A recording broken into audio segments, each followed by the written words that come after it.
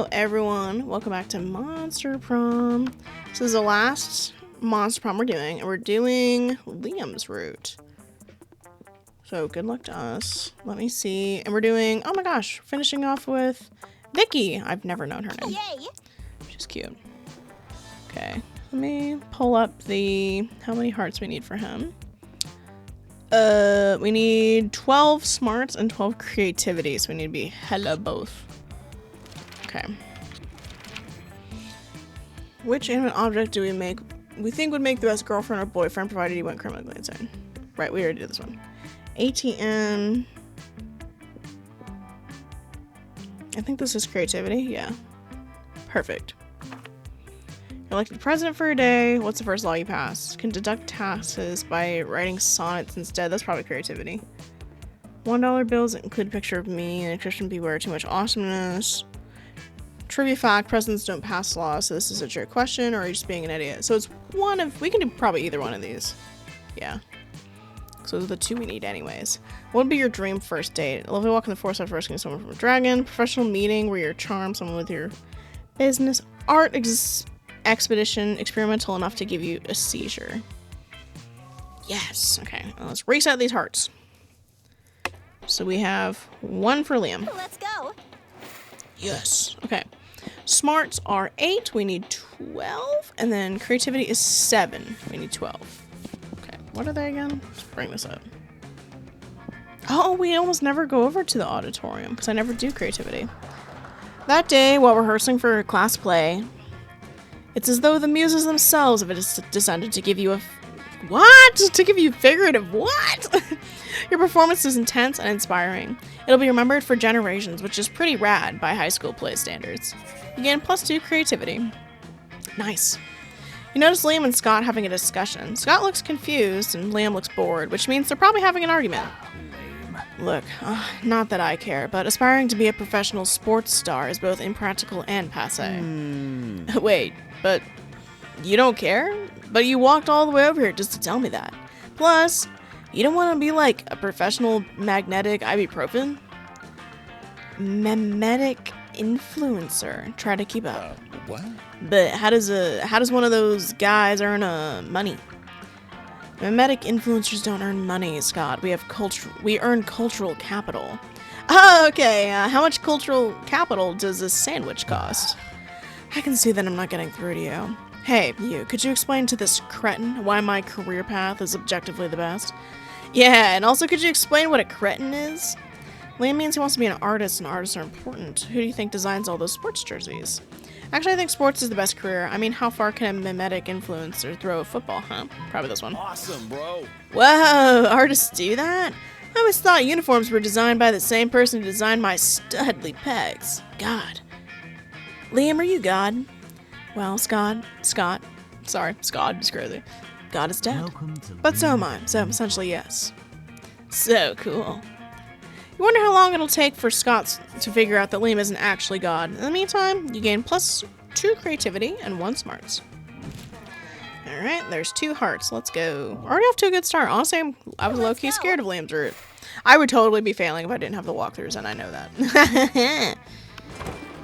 You approach Liam and Vera at their table, but before you can sit down, Vera holds up a hand. Pathetic. Stop. This is the cool people's table, where only the cool people are allowed to sit. I would agree with what Vera just said, but agreeing is something that only uncool people do. Wouldn't you agree, Vera? Nice try, Liam, but I think we're getting away from the point. The interloper still wants to sit with us. Well, if she wants to sit with us, she's gonna have to prove that she's as cool as we are. But without, trying to prove it. Trying is so uncool. So, what is it gonna be? Well, I guess I'll be going then because there's no way anyone could be ever as cool. No one could ever be as cool as Liam. It's gonna be that one. Wait, was that sarcasm? No, of course not. Vicky was clearly being totally sincere. There it was again. Are you two doing this on purpose? Now, why on earth would we do that? God, I can't tell why you're being sincere or ironic. It's so cool. Everyone knows their efficient communication is the least... Huh? Everyone knows clear and efficient communication is the least cool thing of all. You've wooed me with your open disdain for language. Damn. Bro said, your language is crazy. I can't tell if you're being serious or not. Exactly. Farrah and Liam invite you to sit with them and chat. By the end of lunch, none of you has any idea what anyone else meant. So cool. Nice. Dude, we're doing so good. We already have 3 hearts. Let's go. Let's go. She's so cutie. Okay. We need more smarts, which is... Unfortunately... Oh, no, wait. What? Oh, no, we're fine. Go here. Yep, we're learning less. Oh, she looks so cutie pie. But Liam isn't paying attention to any of that. He corners you after the lecture. Afterwards to lecture you on moment-gram filters. What no one seems to understand about filters is that they're not about making pictures better. They're about making pictures browner and harder to see. That's why I use my own proprietary filter for most all of my photos. Infinite... I don't know how to say that. Taupe? It's also probably why I only have 6 moment-gram followers, but we must all make sacrifices for our arts. In any case, I have to go. There's a dead rat in the parking lot I simply must document. As soon as Liam's gone, Miranda peeks her out of an air of... What? Out of an air conditioning duct? What is she doing up there? Goodness, this situation's even more dire than I thought. If Operation Make Liam Popular again is to succeed, we must get started immediately. What's that? Why, yes, of course you're part of my operation. I unwillingly force people into my service all the time. Oh, you want to know why it's called Operation Make Liam Popular again? Well, he's been alive for like centuries, right? I'm sure he must have been popular at some point. I'll check the history books later. There's no time now. Phase 1 is getting Liam more moment-gram followers. I took the liberty of having my royal spies discover the password to his account so we can give it a total makeover. But what to do? What? Oh my god. Okay. Let's see. Use his account to post a bunch of corn and snom recipes. Was that fun? Creativity? I don't know. Pay 1 million homeless people to follow Liam. And that's money. Which is low. We don't have money. So, is that our lowest stat? No. Charm and fun are our lowest stats. What if... Because that's what, fun? Well, if that's fun... If that's fun... We just don't have money. We only have 5 money. But we don't have fun either. We don't have fun either. We don't have fun either. Pick fun. Oh, thank God I picked that one, because the other one was lower. Ah, yes. Just as father pays millions to vote for him in our fair and democratic elections. In fact, I think I can cut costs by paying one of father's clonesmiths to simply replicate the same 1,000 people 1,000 times. You ask Miranda if she thinks this is ethical, but she's as confused about what the meaning of ethics is as she is about fair and democratic elections. Soon the plot and the requisite clones are hatched. You run into Liam in the halls a few hours later. I am distraught. My carefully husbanded unpopularity is crumbling before my eyes. Look at all these followers. Look at their comments. Totally real account 66. I love you, Liam. Another equally real account. You're so obscure and avant-garde. The sentiments they are expressing are objectively correct, and yet, no, I cannot give in to the lure of the limelight. In spite of this, Liam seems to be enjoying himself quite a bit. You spend the rest of the day helping him curate his feed, gaining +2 charm and +1 fun in the process. Nice. Already almost at our goal. Let's go. And we're only so far through. We need 1 more of each stat. Okay, so let's go here. Give me your money. Fuck, I didn't look at where the goddamn shop was. Fuck you, bitch. Get out of my fucking face. Get out of my face. I didn't mean to pick that. God damn it. We're just gonna have to hope. Let's go. We only need 7 hearts, though, so at least that's good. When you arrive at their table, you find that Polly and Liam aren't eating. They're just taking pictures of their food. Welcome to the don't need to eat, so we just take dope Food pick zone, baby. We believe that food, like heavy construction machinery, should be seen and not tasted. Yeah, I mean, have you ever tasted heavy construction machinery? Have you? I don't know, maybe. My weekends are usually kind of a blur, like last Saturday. There'll be plenty of time to chronicle your sexploits later, Polly. Right now, we need to focus on these food picks. While Liam and Polly were busy bantering, you were busily arranging a dope food pick of your own. And now, to complete your masterpiece, a food pick, but instead of food, it's just a bottle of whiskey with ketchup on it. A food pick of Liam taking a food pick, so I made probably that one. You level your phone at Liam just as he's about to snap a food pick, but his vampire flexes are too quick. What? Reflexes. His flex. He's like flexing. Are too quick for you. Trying to out-meta the MetaMaster, are you? We'll see about that. Liam levels his phone at Polly just as she's about to take a food pick. Now you're taking a food pick of a food pick of a food pick. Whoa, are we pointing our phones at each other now? I want to play too. Suddenly, Polly's got her phone pointed at you. It's a food pick of a food pick of a food pick of a food pick of a food pick of a food pick of a... We've done it. We've created the meta triangle, the most meta shape in existence. This is our finest hour.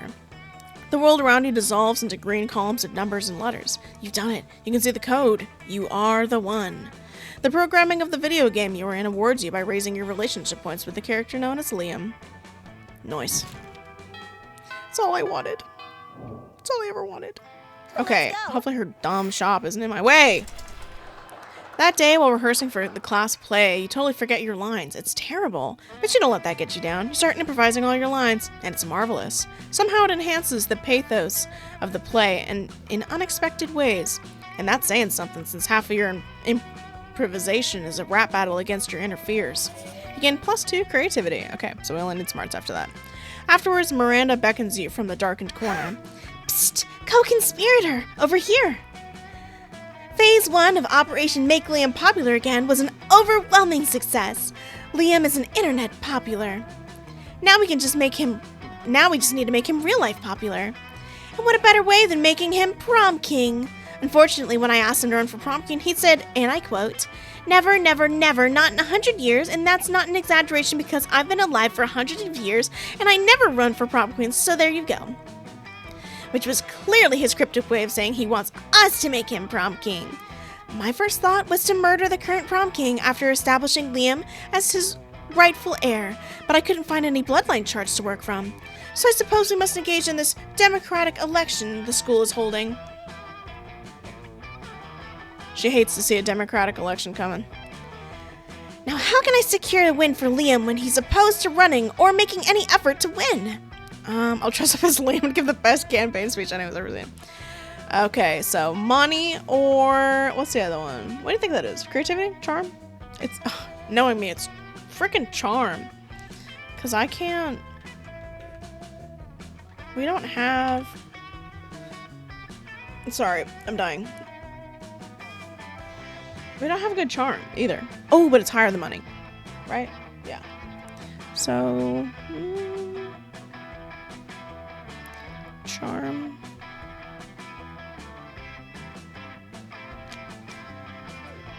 Okay, I'm just making sure. The bottom is definitely money, though. That one. That's a great idea. You look just like him.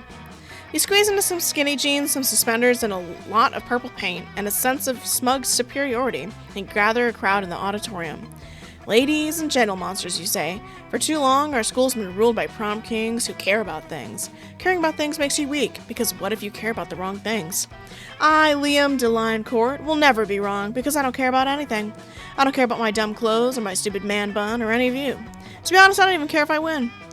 If I don't, I'll just blow up the school with a hydrogen bomb I buried under the cafeteria. You walk off the stage to a thunderous, terrified applause. You don't know whether it was the speech or the threat of extinction, but Liam wins by a landslide. Dreads and curses. Rumor says I'll be elected prom king in spite of my sincerest wishes. How horrible to have the love of an entire student body showered upon me. The cold blackness in my soul, which has so long sheltered me from my true emotions. Ugh, it's thawing. This is terrible, and I'm in no way enjoying it. Still, I should probably pick out a tuxedo, so as not to appear ungracious. You're happy to help Liam pick out a tuxedo. You even help measure his body. Ooh.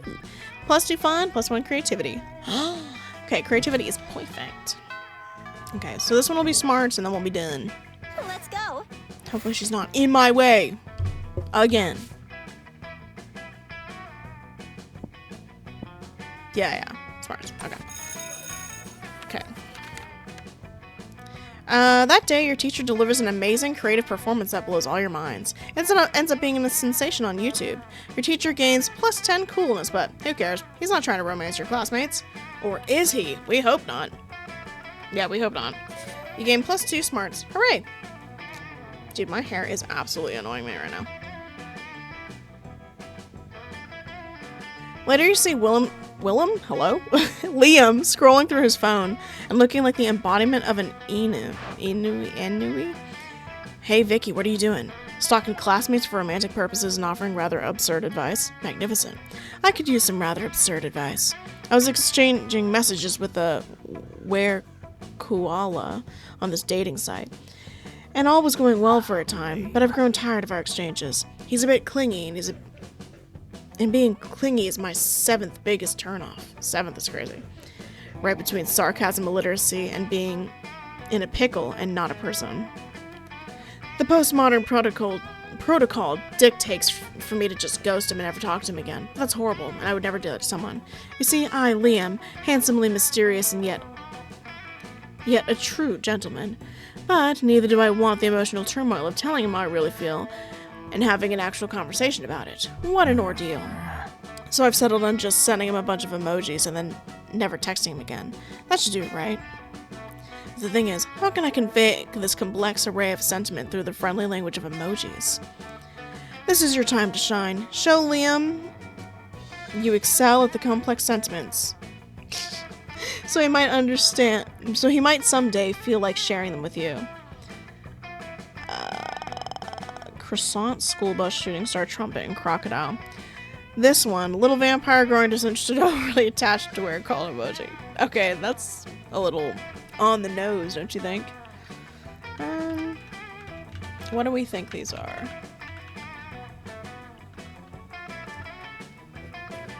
Creativity, maybe, for the first one. And then the second one is probably smarts, which are the 2 that we have the most for. So we should pick the first one, I think. That would make the most sense. Creativity. Yeah. What? That's so nuanced. Let's send it right now. He texted me back. Let's see. Liam, even if it hurts my heart, I understand how you feel. Maybe you're right. Maybe we used to be like a croissant and now we're just a school bus. Maybe we should do as a shooting stars do and look for the trumpet to our crocodile. Farewell, my purple shooting star. Perfect. No more overly attached were-koala, and I can still have a clear conscience. I must admit, your emoji poetry has touched my soul. You're an artist, and the smartphone is your gentle heart. Maybe one day you could show me your feelings through emojis too. You were basically so nervous that you selected a bunch of emojis at random, but it worked. Sweet. Who knows? Maybe Liam's the trumpet to your crocodile. You gain +2 charm and +1 creativity. I need one more smarts. I need one more smarts so that we can succeed. Unless we don't have enough hearts, because I don't know. At some point, I don't know if I just don't see them or what, because I don't know. You find Liam artfully arranging his food while Miranda diligently, I don't know why I can't read today, sorts her silverware. Neither of them is eating, obviously. Have you found it yet? I'm trying, Liam, but finding the perfect silverware for your cafeteria food pick is an art, not a science. How hard can it be at silverware? Just silverware? And I suppose the food in your pick is just food. No, it's a metaphor for an urban consumption in a postmodern industrialized mega society. Well, my silverware is a metaphor for silverware. Yes, is that not enough? It's more than enough, but can we hurry it along? The lighting is perfect right now and I don't want to lose it. You're a bit of a silverware aficionado yourself. Maybe you can speed up the selection process while simultaneously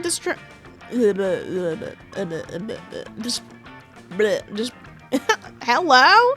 Displaying your knowledge. Try the picture of the fork. It's a fork for taking pictures of. Nothing conveys elegance and taste like a gloating spoon. What's a gloating spoon? I don't think that's real. I think you're just making stuff up.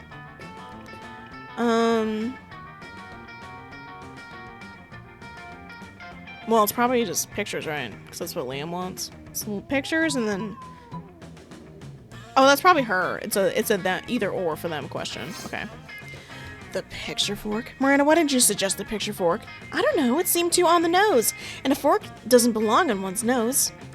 But look at this fork. It's so vintage. Slightly tarnished silver, a pineapple filial. Yes, it was manufactured thusly by the Palace of Quaintsmiths. Don't tell me that. It makes it less authentic. Just place it in the correct location for my food pick. Very well. The correct location is across the plate, as if left haphazardly while enjoying a delicious meal. So nonchalant. I love it. Liam's so impressed with your selection that he spends hours with you after lunch picking out filters. You miss class, but it's worth it. Nice. Yeah, I don't know how many hearts we have. According to my calculations, maybe 5 at least. But also I don't know if there's more because I haven't been seeing them. So, okay, we need smarts. That day, you're astonished by the new stuff you learned in class. You thought high school was all about doing stupid shit with your friends and trying to find true love. Who would have thought that class could actually be useful? What a nice surprise. You gain +1 valuable lessons. Good luck trying to use that in this game, and +2 smarts. With that out of the way, you hurry to your secret meeting with Miranda. How majestic. Well done, co-conspirator. Operation Make Liam Popular Again is a rousing success. And for the record, I did discover that Liam was popular for a 3-month period in the early 16th century, so the name fits. All that remains is for us to wait for prom and celebrate your deception. I knew it was too good to be true. My idiosyncrasies are remarkable, but they aren't that marketable. This was all a cruel joke, wasn't it? I bet between the 2 popular kids that they could make the outcast loser into prom king. Well, guess what? The circus is over and the clown is climbing into his tiny car and going home. Along with like 12 other tiny clowns. If the metaphor holds, which it doesn't. It was a bad metaphor. Goodbye. No, Liam, I wasn't trying to be mean. I don't have a mean bone in my body. I don't even have bones. You might check that affirmation later. Oh, fish sticks. If we don't do something to fix this, all our hard work and subterfuge will be for naught. How can we make amends? Surely not with some sort of overwrought romantic gesture defying all logic. You tell Miranda not to worry. You've seen plenty of these teen rom-coms, and you know how this part goes. It's money again, and I don't fucking have that shit. I don't have money. Pay 1 million people to spell it I'm sorry so it's visible from space. A grand romantic gesture. Race to the airport to confess your feelings before Liam boards his plane. Well, it's probably that one. Because we don't have money.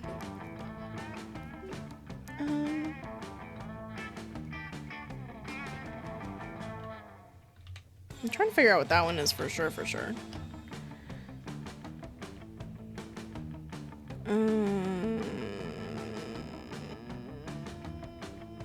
Charm. Yeah, our charm's higher. Okay, so let's do that one. Charm. Wait, how did you know Liam was about to board a plane? Are you stalking him? If you are, that's fine. Isn't that what all romantic comedies have ever taught us to do? Anyway, you find Liam at the international terminal at Spooky Airport, awaiting in the line to board. You pass through the airport security by telling them you're there for a romantic gesture. Because the airport security might say no to terrorism, but they can't say no to love. You're too late. I'm going to Belarus, where my calculations have revealed that nobody likes me and I can go back to being unpopular. You grasp Liam's cold, dead hands in yours, and with the perfect sincerity, tell him what he means to you. Nothing.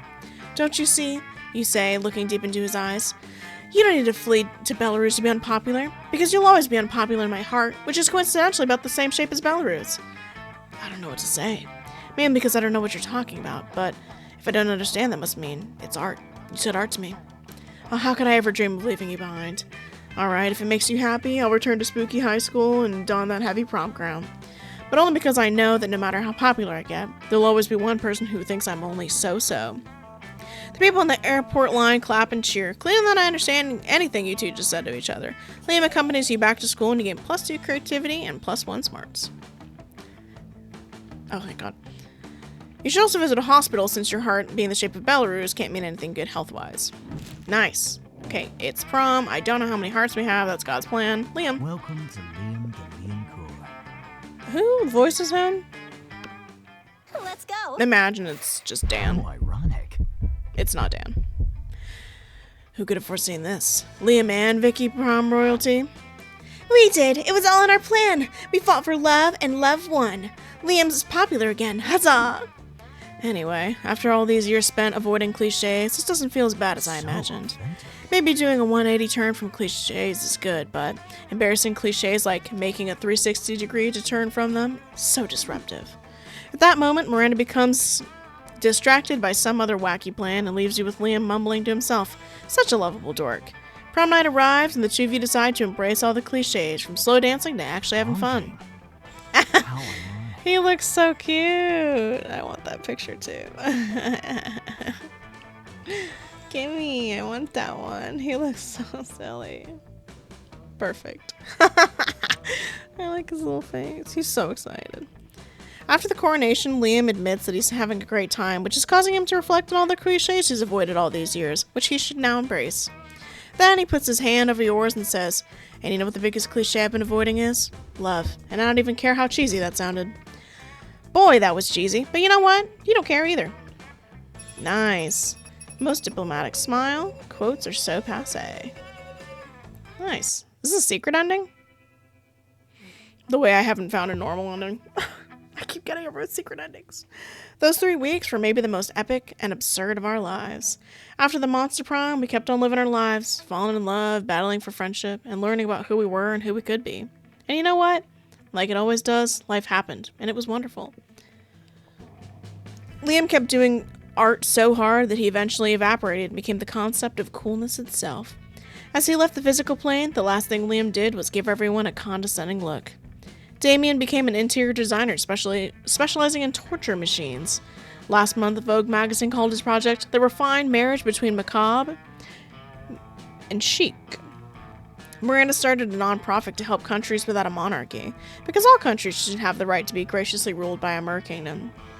For those 3 weeks, the Monster Prom, seemed larger than life, and then it was gone, just like that. The battle for Monster Prom might have ended then, but there are plenty of battles left in the war called youth. But once again, we were young and unafraid, and we were ready to start. Don't do it! Stop! Okay, let's look at our gallery pictures. I bet they're so cute. Yeah, there's a lot of things missing because there's a lot of endings. Oh my gosh. Yeah, we got a lot of so we got 3 secret endings. And we've only got 2 regular endings, and then we got rejected by Vera. I actually never got an ending with Vera. And that's okay. I'm not going to. Not because I don't want to, because I did like 3 episodes on her. Oh my god, they look so cute. I want that picture. I want that picture too. They look so cute. Oh, they're so cutie pie. Love. I can picture happiness with you. Oh, that's so cute. Cheesy, but cute. I like cheesy sometimes. Okay. And then we have art of, who is this? Oh, Liam. I did not like the stash. Or the beard.